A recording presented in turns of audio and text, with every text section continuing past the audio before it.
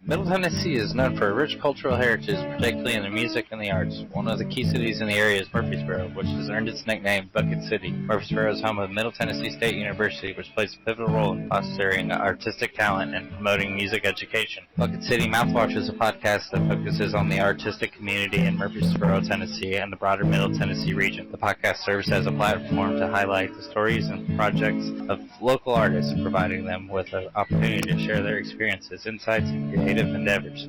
Are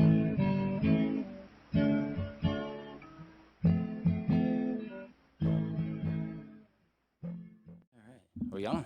Yeah, we going, man. Okay, cool. All right, Jason, now it's just me and you in this one. I know, weird, right? Yeah. What's up, Grady? Hey, Jason. So, you just played with Serotonin for the first time in Like 20 plus years. 20 Yeah. plus years. And so now I'd like to start off with just talking about the beginning of Serotonin and how that started. All right. Yeah. Serotonin started almost kind of immediately when I moved here. I moved here in 95, August of 95.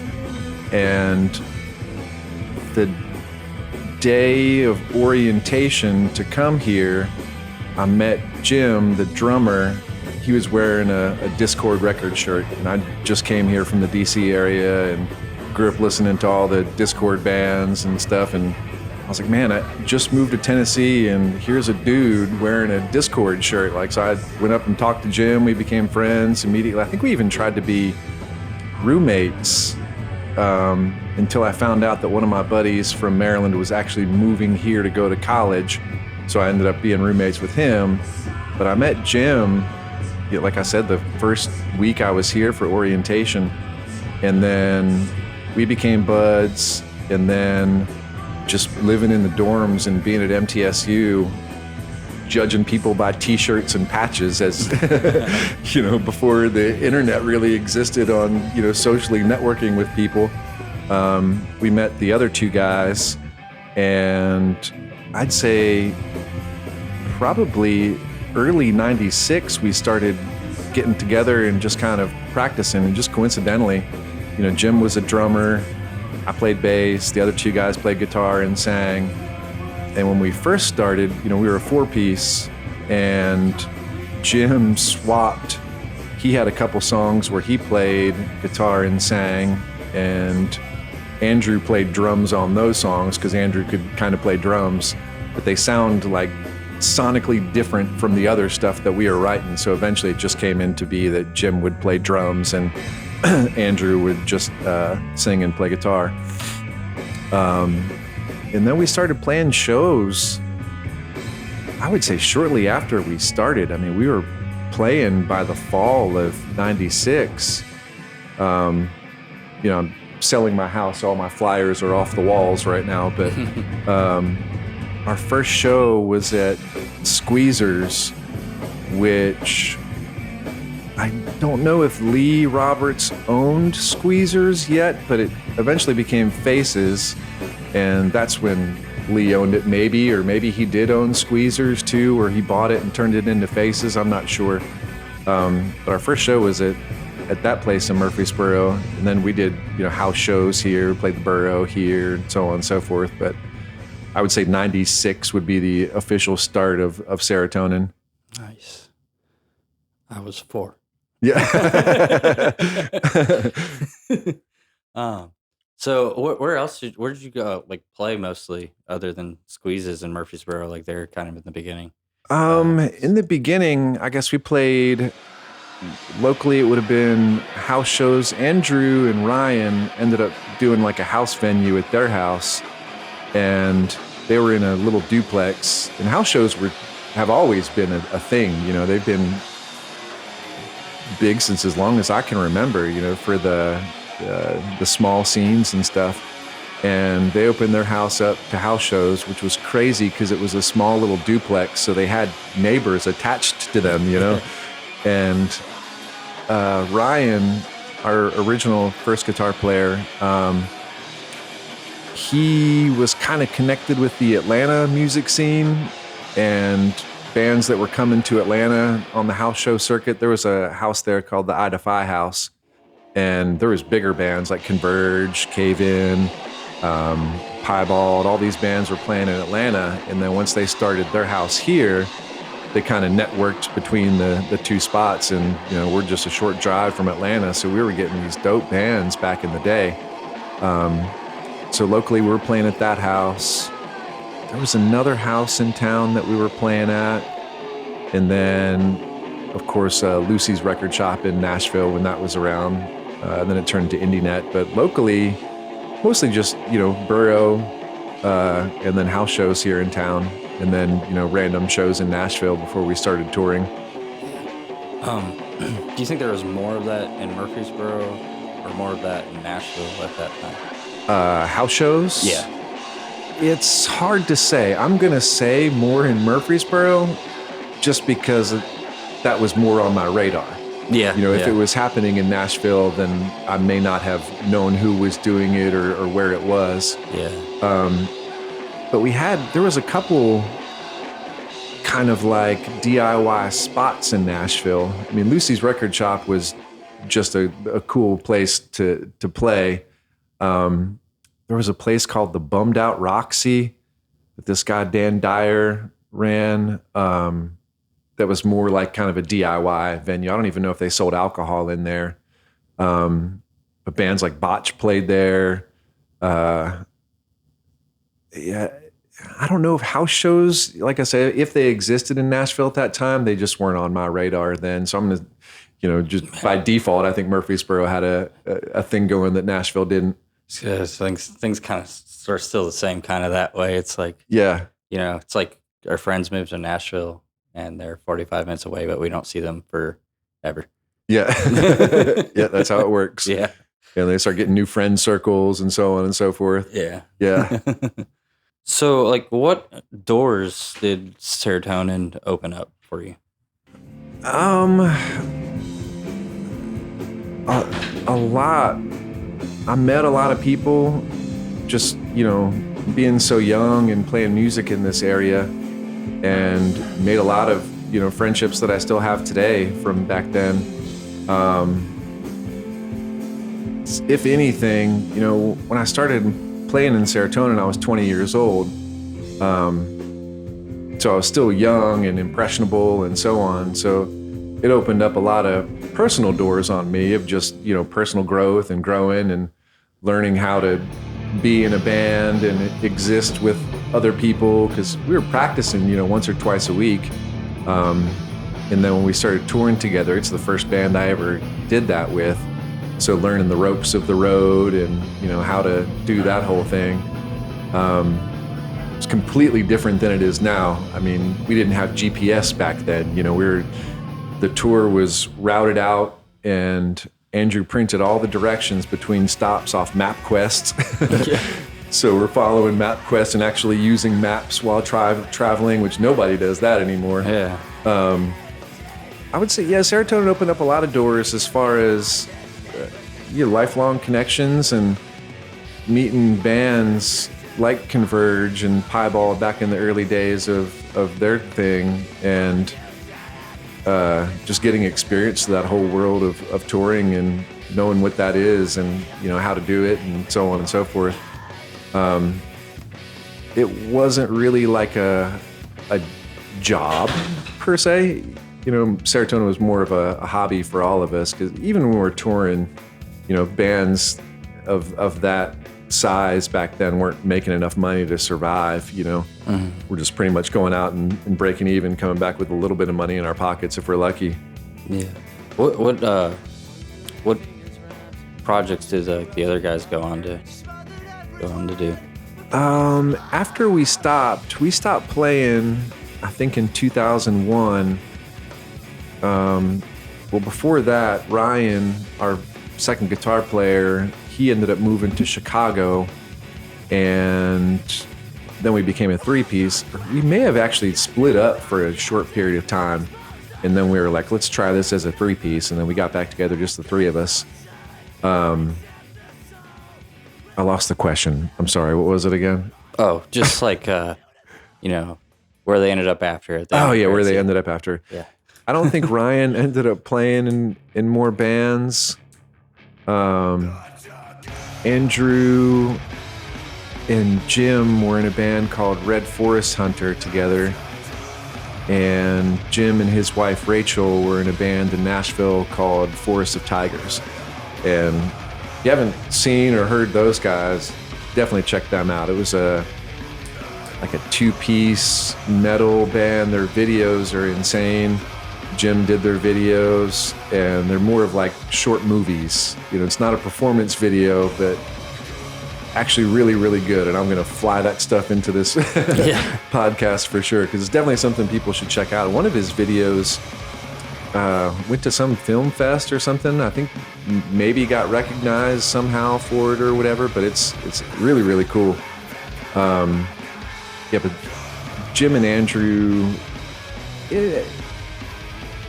Red Forest Hunter was the both of them, and then Forest of Tigers, and I believe that was the only stuff. Jim did some kind of solo stuff on his own, like acoustic guitar stuff. But yeah, I think that's all the stuff that they did after Serotonin. Nice. Bucket City Mouthwash is technically a motion picture. So a motion. Is it under like Tennessee code? Oh, is it? That's cool. Yeah. So everyone knows I'm official. Yeah, you're a motion picture guy now. Yeah.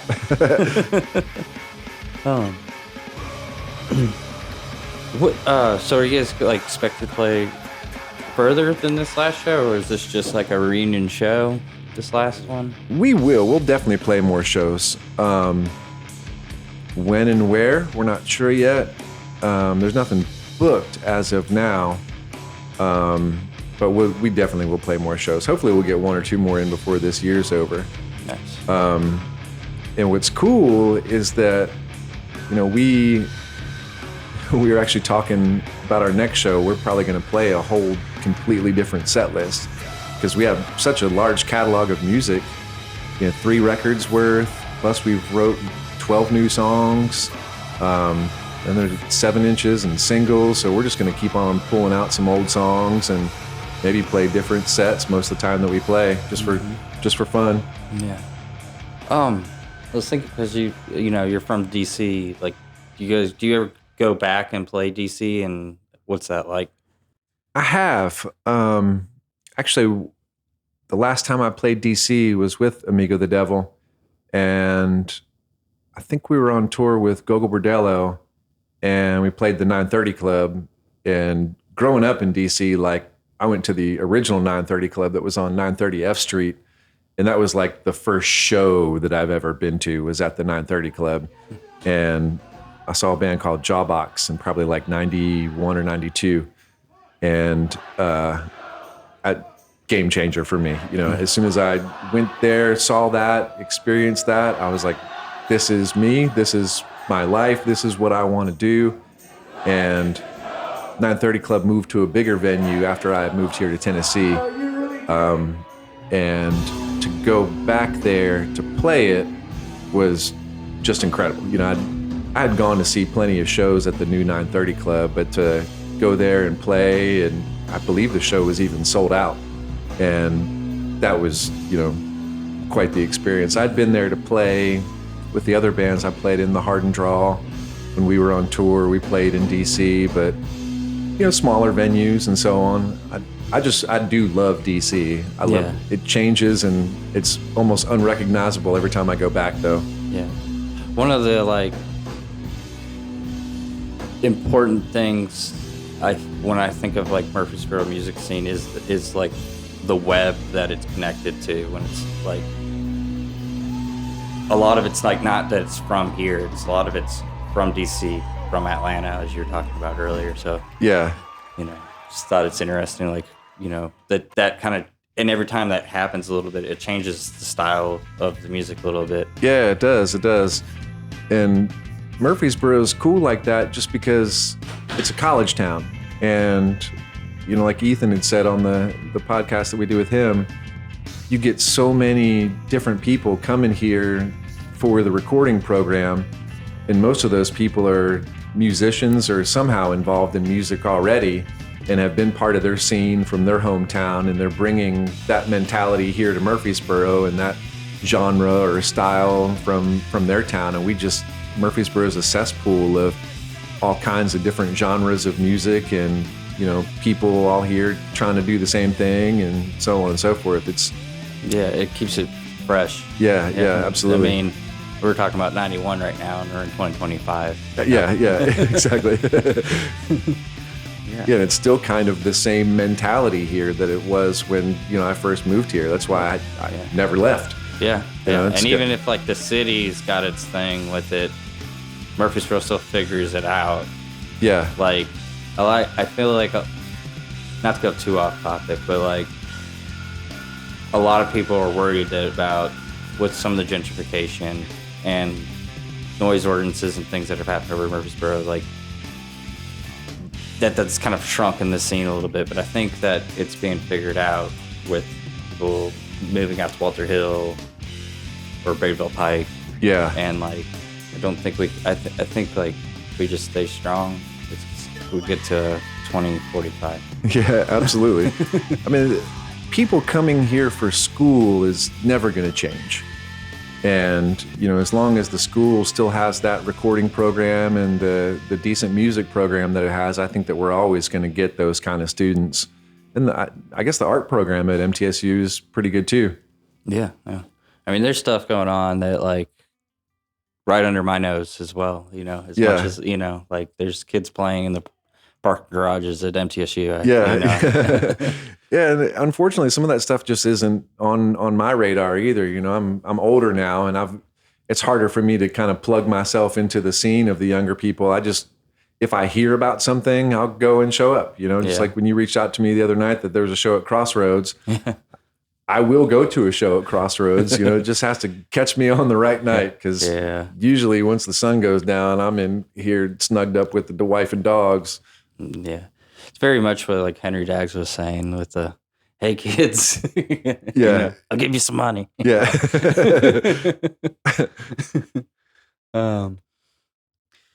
So,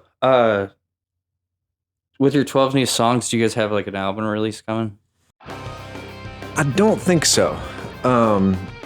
We recorded, I think maybe 7 or 8 songs, and the goal was just to demo them. And with that in mind, when I recorded them, I kind of threw up mics real quick. I was like, okay, we got good signal and everything. Everything's blah, blah, blah, blah, blah. Let's go. And in hindsight, I probably would have spent more time making sure that I was getting solid sounds that I was really happy with, and so on and so forth. I like the way that everything turned out, but maybe not for an album. So we may release 1 or 2 of those songs as like demo versions or whatever, and then when it's time to actually record, we'll spend an adequate amount of time getting the right sounds, making sure that we're happy with the way the drums sound and stuff. I think they turned out good, but I think that they could be better. But we are, I guess I can talk about it. There's a label that is going to release all 3, I think it's going to be a 4 LP Serotonin box set. And it'll have all 3 of our records, and then a 4th LP that'll have B-sides and unreleased stuff. So we're getting them stuff now, as far as I know.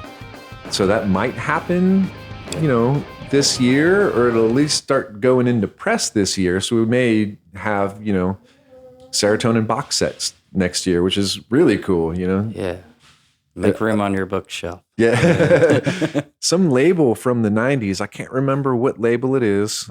If I thought about it real hard, I'd remember, but reached out to the other 2 guys and was like, hey, what do you guys think about this? And of course we were like, hell yeah, it sounds awesome.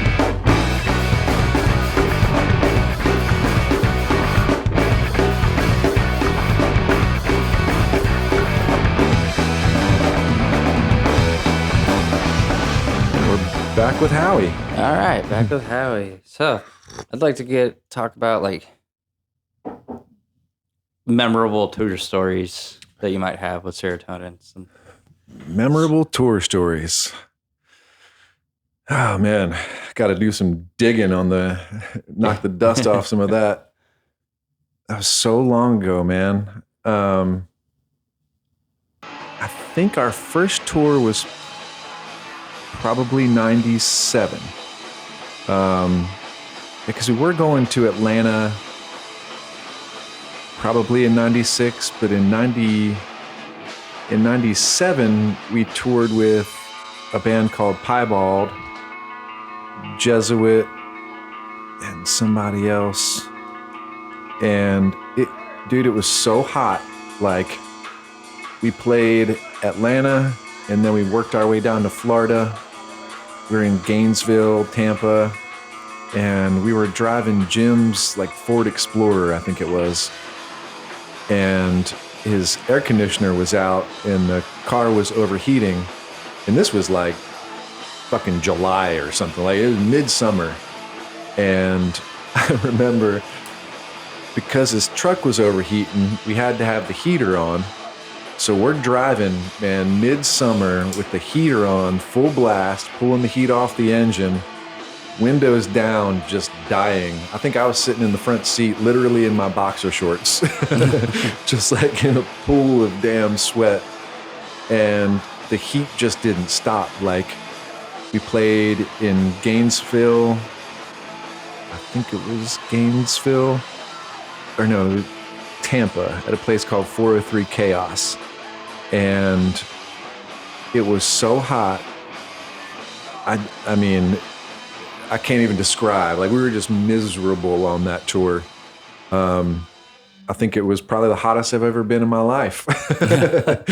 That was memorable.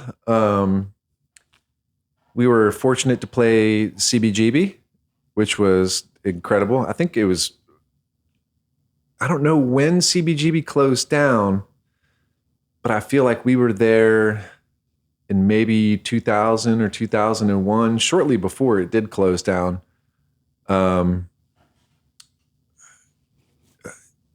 Touring, we played with From Ashes Rise.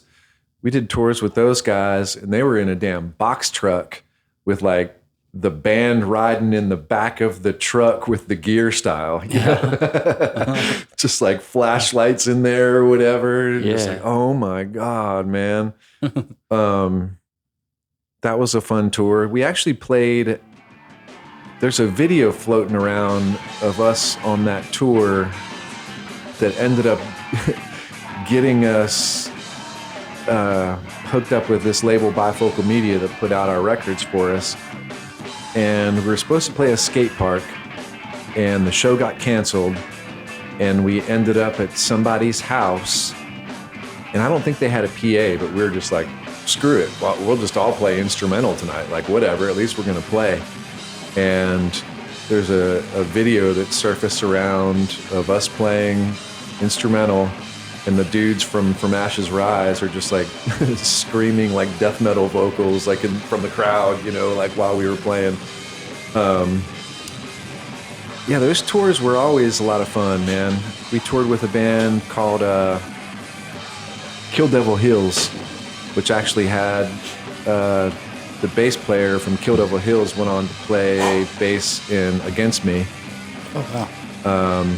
He was from Murfreesboro. Really? I didn't know that.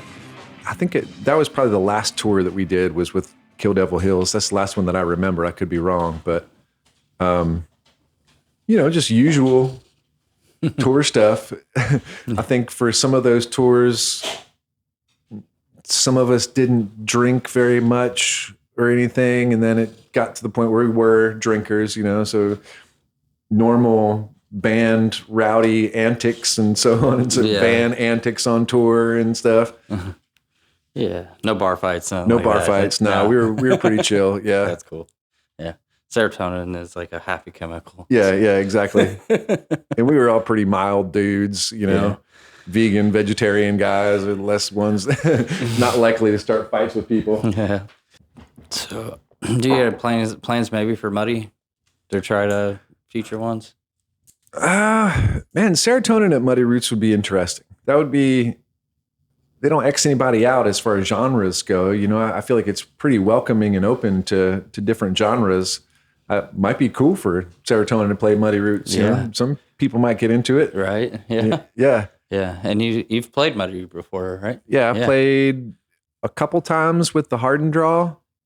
I played with Coleman with Four in the Strange Band and played with Amigo the Devil. Yeah. Yeah. I've been there in three different acts. Three different acts. That's wild. Yeah.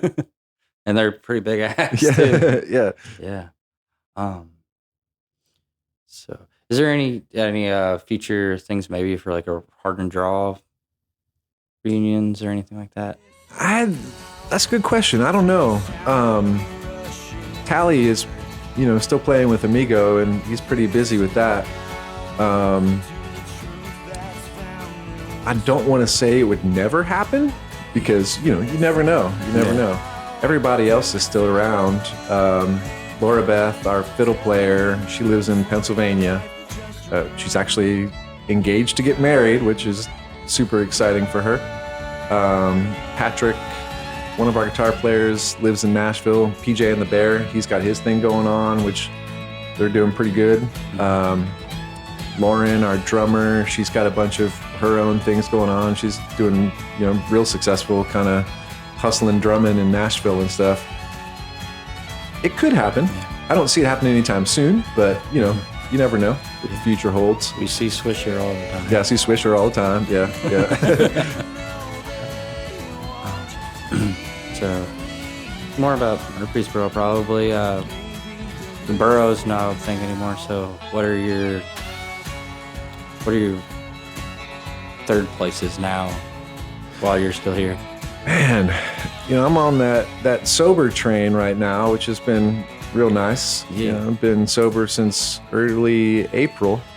So going out is just different. I think at first when you start sobriety, you still have the urge to go out and do things because that's what you're used to doing. It's like, I'm still going to do this, but without the alcohol. Mm-hmm.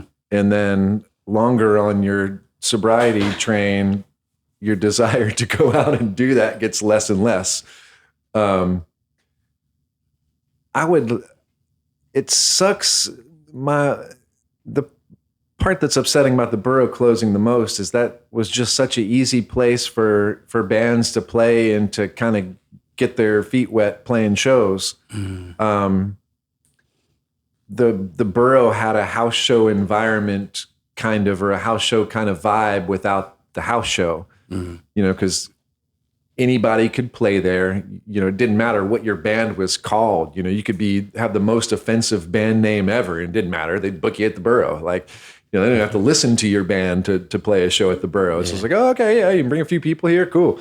There's never a cover. You're not going to get paid, whatever, but it's just at least a place for you to play at. I hope that we get something like that again, that's different from house shows. Because even the house shows, they tend to, not everybody is going to be able to be selected to play at Crossroads, because it just might not fit the vibe of the place. I don't know what other houses are in town. That's just the big one. It seems like everybody in the country knows about Crossroads. Yeah. If you've a touring act or whatever, or friends with bands that tour, people know about Crossroads, man. It has gotten a name for itself. Yeah. I like I said, I would like to see my buddy Todd. I don't know if you know Todd or not. You'd probably recognize if you saw him. I run around with him a lot. He's got a venue out at his place that's, super pro. Todd. Yeah. Black Fox Todd. Yeah, Black Fox Todd. Yeah. Maybe some more things going on at his place would be super cool. Yeah. We've been talking about that. His place is kind of an indoor-outdoor venue, so weather's going to be a thing. And, midsummer is definitely not the time to be doing stuff out at Black Fox. But come the fall, I'd definitely like to see more events start happening out there. It's such a cool place. Mm-hmm. Yeah, and I feel like it's a good thing probably to bring up here because I feel like a lot of people who probably watch the podcast probably don't know about Black Fox yet, but it's out there. Yeah. And So probably good to plug that in. Yeah. That's I was called Mosh Pit Todd or Mosh Todd, Metal Todd. Metal Todd. Yeah. Yeah. So, yeah, because it's like, yeah, I don't think the house show people know anything about it really. Most of them, yeah, you know. And so that's there. It is, yeah. Yeah. I'd say right now, just because it's kind of off people's radar, it's more of an older crowd there, but definitely anybody is welcome out there. There's enough room for them to park 100 cars out there. Yeah, that's the crazy thing about Murfreesboro is that like there can be sometimes it's like there's one huge music scene, and then sometimes there's like clusters of music scenes going on. Yeah, exactly. At a time. So I think that's just kind of what's happening as it like the phoenix of Murfreesboro music scene as it dies and comes back over and over again. It starts as clusters and then it inevitably merges. And yeah, I was gonna say sometimes those scenes merge too, and you have like just because they're all friends, you have metal bands playing with like folk rock bands or with jam bands or whatever, shows that are just so eclectic and mixed up, but it makes sense because they're all friends. Yeah. I was talking to about someone at a Crossroads show, and we were talking about how you can kind of put a folk punk act on any bill. Yeah. It could be a jam band that they play with, or they can go on with the punk groups. Yeah. No one knows exactly what to do with them, so you can do everything with them. Yeah, that is the beauty of like folk punk. You can just kind of find your way into any show. Yeah. Like sometimes like Dusty, he's on I think he's on the Muddy bill this year. Oh, cool. When I first saw him, it was when I was living at MPD, formerly before that. Oh, wait, no, at MPD until I changed it to Sunnyvale. But he was outside playing. The shows going in between acts. He just pulled out a fiddle and just started playing outside. Oh, that's cool. Yeah, and then eventually playing shows. Yeah, that's how that works, man. Yeah. So, do you have plans to? What are the plans with Twin Oaks? Since you're going to be since I'm going to be relocating. My goal. Every time that I've moved, the studio has been in multiple different houses. It started on Twin Oak. That's why I called it Twin Oak. I started it probably in, 99. It had to have been somewhere around there. And I got a computer, I had a 4-track. I was just doing 4-track stuff at first. And I was like, man, I want to try to find out a way that if I can record people to generate some kind of revenue. And this was still, early before social media and so on. This is, late 90s, early 2000s. And I recorded this local guy, Chris Pickey. And then I started doing hip hop stuff. I had a buddy of mine, this guy Powa, that I worked with, and my buddy Joe Gates. And I was making beats with like a loop pedal, and we were just kind of sampling stuff. And I was recording their vocals. And anyway, the studio started out as that and eventually just kept growing and growing and growing. And after Twin Oak, I moved I lived on Sloane Street, and the studio, it was basically just me and my buddy Joe there. And I eventually moved. Everywhere I've moved, the studio got a little bit bigger. And that's always been my goal. It's like, okay, if I'm going to move somewhere, it's going to be about the studio first and my living quarters and whatever second. And then, I'm in this place that we're in now, and this was a grand step up from the place that I was in before on Manny downtown. And now we're going to move to Waverly, and if everything works out, we're under contract in a place right now. And, hopefully everything's going to work out. The studio is going to have 4 rooms devoted to the studio. There'll be the live tracking room, control room, The studio will have like a lounge area and then an ISO room.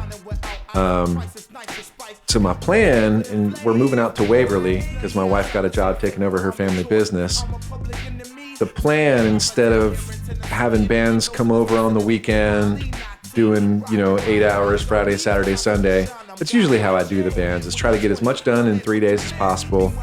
And then whatever we don't get done, we just spend time throughout the week and around everybody's schedules, whatever. But I want the new place to be kind of like destination recording, to where the band comes out on Friday and literally lives in the studio for the weekend. We eat, drink, sleep, everything, music, studio while the band's there. And I'm really excited about it. I think that, recording a record where you are just immersed in it the entire time without having to go back to your life or whatever, and take a break from that environment. I think it's going to be a great experience for the bands to be able to live in the studio for a weekend, basically. And that's my ultimate goal with the next spot, is to have kind of a destination recording spot. Yeah, kind of like a Muscle Shoals. Yeah, exactly. Yeah. We live in quarters, completely separate from the house, where, bands can stay in the studio area and not interrupt the rest of the house. Yeah. We're going to have a couple acres of land out there, be kind of in the woods and a little bit isolated from everybody. So it's going to be nice. Yeah. Linda Rodstadt never wearing shoes. Yeah. I'm really looking forward to it. Are you going to do any recording here before? Other than probably, I just recorded a band a couple weeks ago, a local band called Zentrance, and it's got Jeremy Pinnell, who's Murfreesboro guy from 90s, Ron Cook was in band Sky High. Jeremy used to have a guitar shop in town. I think he worked at Chambers too for a long time when we had that, and he was in the Incredible Heat Machine, several other local bands or whatever. But I was kind of nervous about doing the session here because I had breaking everything down to get ready to move, but the studio is still functioning. But my tracking room, I took down all of my sound dampening material and all that stuff. So it was just a wide open room. And I was like, I've done this before. I think it's going to be okay. I just hope that this turns out the way that I think it's going to in my brain. And I'm really happy with the way that record turned out. So I think that the room is kind of sounding really cool and unique without the dampening stuff in there. So I'd love to be able to fly one more session before I get out of here. I don't know who that's going to be. I've been talking to the guys and gal in Cum Shot Wound. Have you seen them yet? Mm-mm. Yeah, they're dope Murfreesboro kind of thrashy, trashy metal. Yeah. And I've seen their stuff, heard their stuff, and I just kind of want to get my hands on them to get them in the studio and do something with them. So I reached out to them. If we can make that happen, then we'll make that happen. But I don't have anybody reaching out to me right now. I usually try to seek out bands if one hasn't sought me out. It's like, okay, well, I'm kind of stagnant right now. I'd rather record somebody for nothing just to have some fun with a band and give them a couple songs for free, Yeah. just to get more stuff out there. Yeah. Let's talk about what plans what are you and Swisher been working on? We've been playing with my buddy Gary Welch, and I recorded Gary last year. It seems like forever ago. We spent a year in the studio once, twice a week, and started out with just song ideas that he had, and just in the studio pretty much wrote the whole record. And then after it was done, he's like, okay, I definitely want to release this, but now I want to play shows. So Gary recorded everything himself minus the drums, and it's a really good record. I mean, I loved it. I had so much fun working on that. And when he decided that he wanted to play shows, we're like, all right, let's put a band together, so on and so forth. I'm obviously going to play bass because that's what I do, and just happened to record the record, so I already know the songs inside and out. We got Aaron playing guitar, Swisher playing guitar, Casey Strength playing guitar from Cuttlefish, Spybox. Casey's been in town in bands forever. Jeff Kieran is playing keys. He's been around forever in bands, Spike and Mallets. He does solo stuff. Gary was in the band The Katies in the 90s on Sponge Bath Records here in Murfreesboro.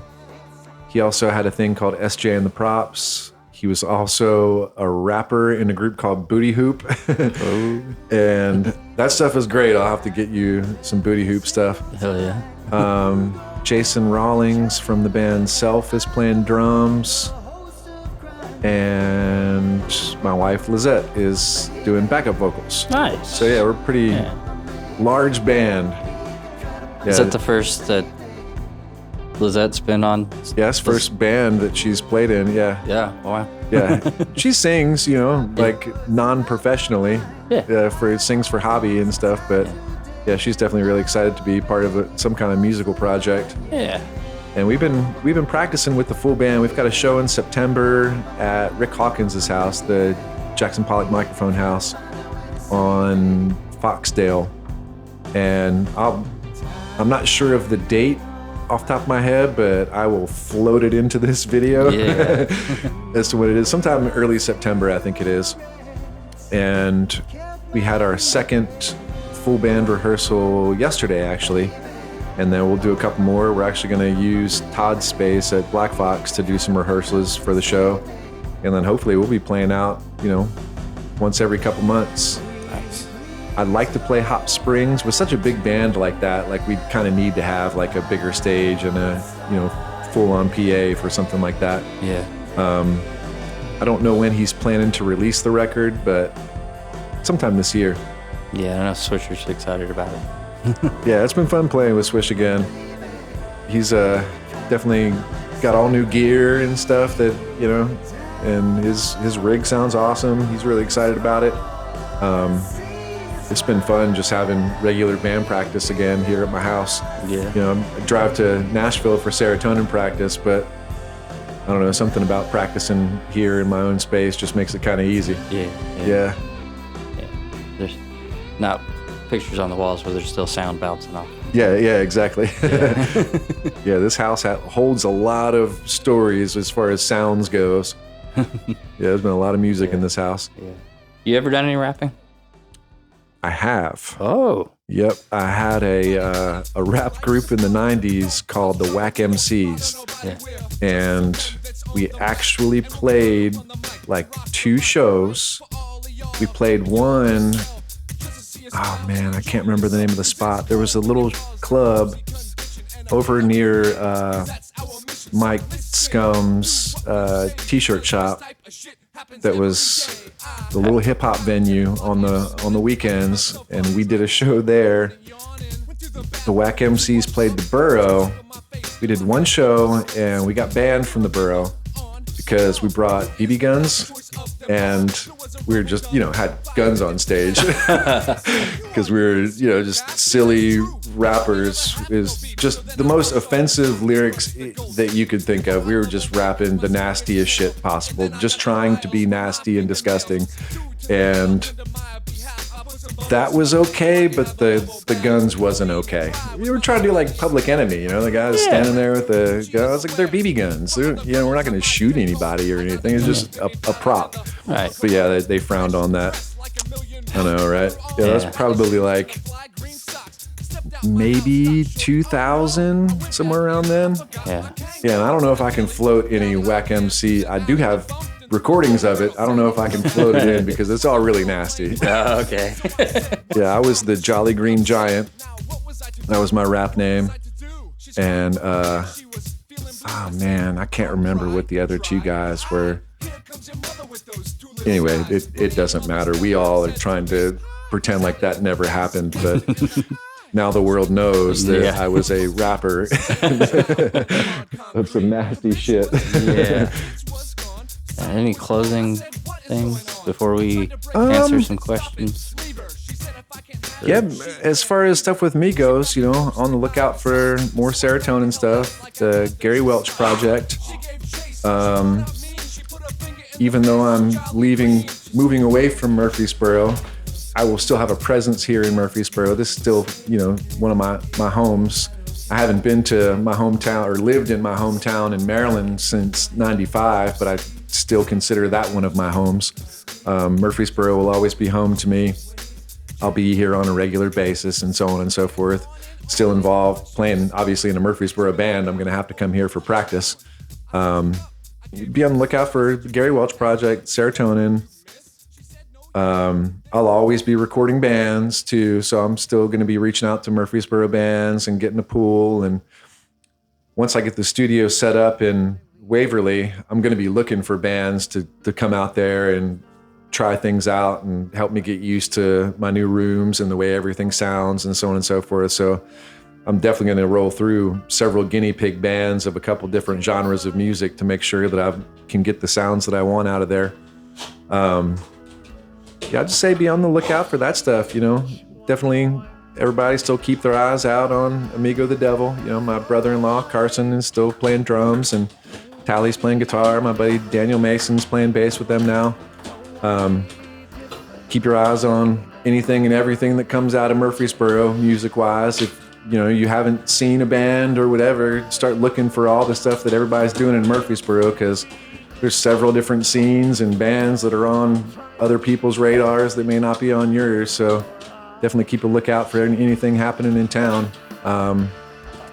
Muddy Roots, obviously. Hopefully you and I are going to be able to do something at Muddy Roots together this year. Yeah. Whether it's on a big scale of having a place for people to come do the podcasts, or we just, guerrilla style, we might do that, have a camera out and just kind of pull people aside and try to schedule interviews ourselves or something. But I definitely want to have a presence at Muddy Roots this year if we can pull it off. I know, I talked to DB from Tank Rats yesterday. He said he'd probably be loosened up enough to do that.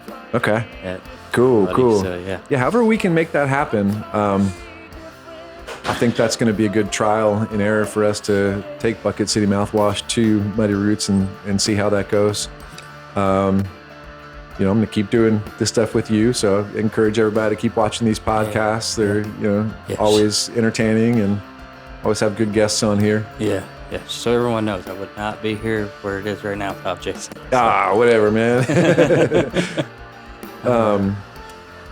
I think that's all I got, man. Everybody just keep on supporting our little art community here in Murfreesboro, and try new things. Go to the shows and go check out bands you haven't seen. I'm going to try to get better at making a presence at some of the things. I need to get out to Crossroads and see a show. With me at Crossroads, it's usually whenever Burro Fondo happens, that's when I find myself. And every year that I'm out there, I'm like, oh man, I need to make it to more shows out here. And so hopefully this winter time, I'll make more of a presence out there. So I'm not gonna find anything like we have here in Murfreesboro and Waverly, Tennessee. Yeah. You're gonna have to do it again, like you went from DC to there. Yeah. Now you got to bring Murfreesboro to Waverly. To Waverly, yeah, exactly. Yeah. So you want to get on the questions? Don't we have yes, Facebook questions or? So Just says, what is your favorite Murfreesboro venue, current or past? Definitely Hasselhoff, I think. Hasselhoff? Yeah. There's contenders with that, but Hasselhoff was the first place that Helvig kicked me into a mosh pit. And, but, first place I met a lot of people here, not here. Yeah. And I don't know, Hasselhoff definitely had it was different in the sense that the door was like Crossroads, where the door is always open, unless they don't want me to say that. But if you knock, you're a cop, So you had to ask if you can be there, I don't know. It was kind of more of a family thing. Yeah. I remember that place. That place was great. My favorite Murfreesboro venue.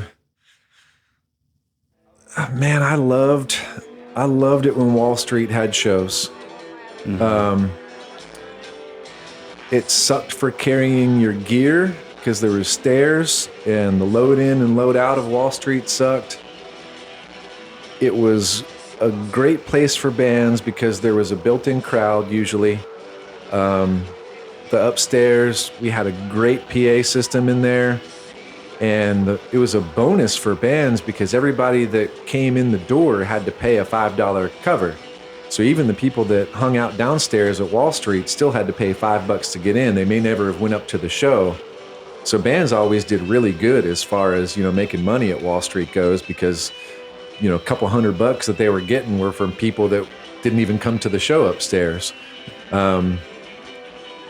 We always had music there. I booked the bands at Wall Street and ran sound there when they were doing shows. Now it's a pool hall.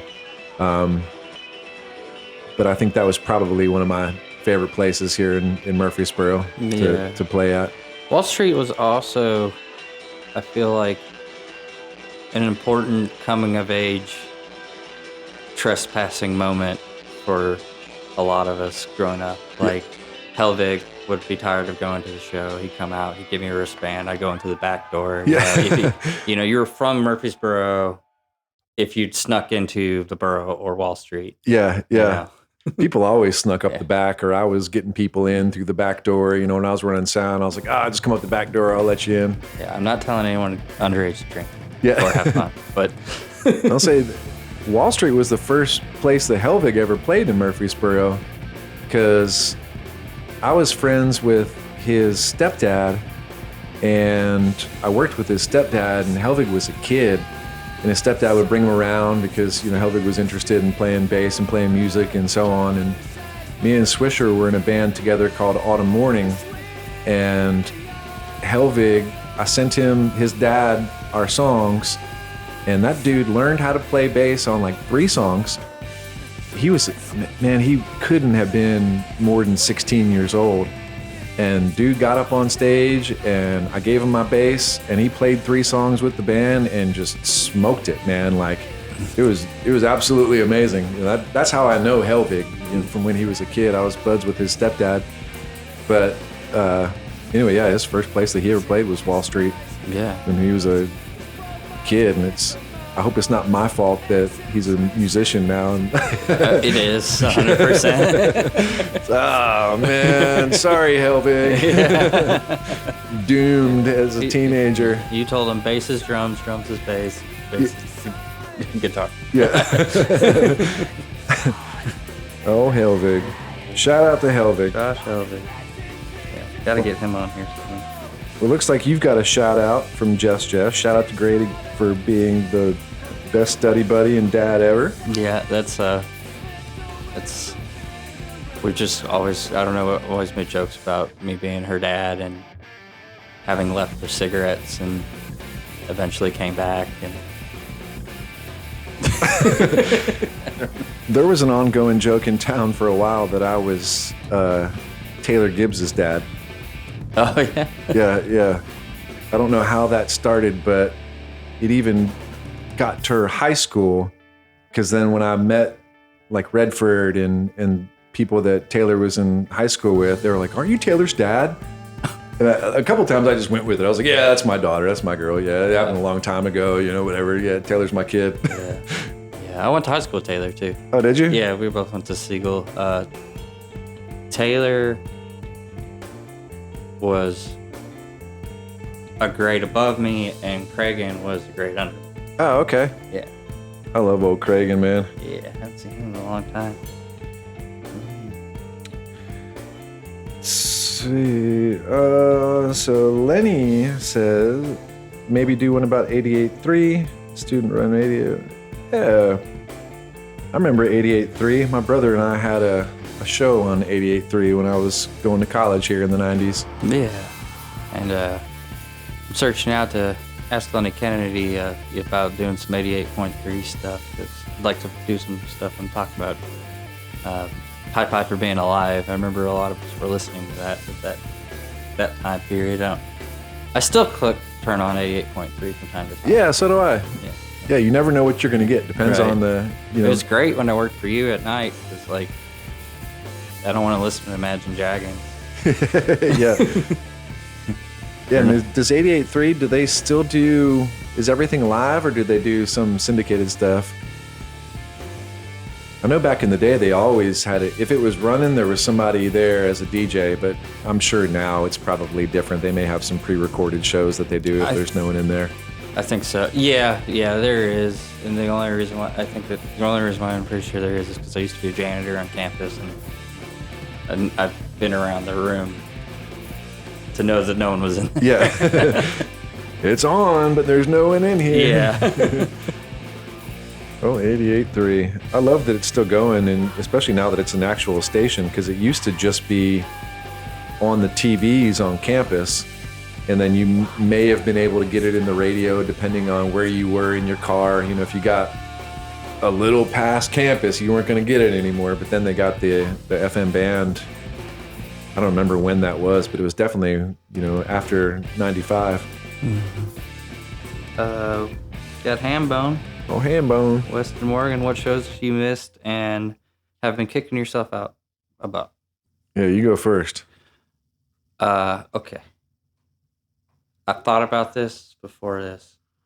And there was 3 of them. And one of them's Dead Milkman. Because I went to sleep. I sat down, I took my shoes off, and I fell asleep in my tent. I woke up, and it was dark, and I'd missed Dead Milkman. Oh, and man. everyone told me it was like one of the best shows that they'd seen at Muddy Roots. Yeah, it was awesome. Yeah. And all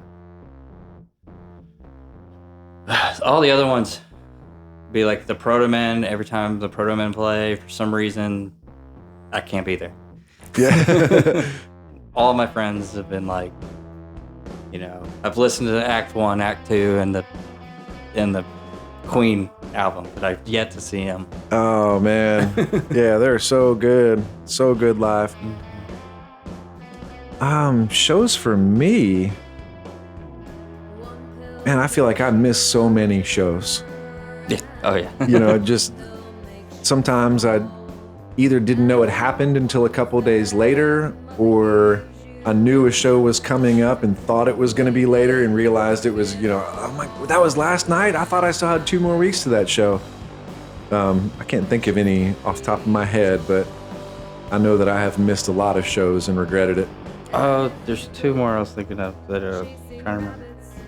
There was... That guy from Adult Swim was at the Block. Oh, yeah, I remember that. That would have been cool. And the guy from Pete and Pete was at Crossroads. Oh, yeah, I remember that too. Yeah. Both of those I was at work. Oh, man. Yeah. And I know it's not punk rock to say, but I didn't just leave work. Yeah. AJJ's got a good quote.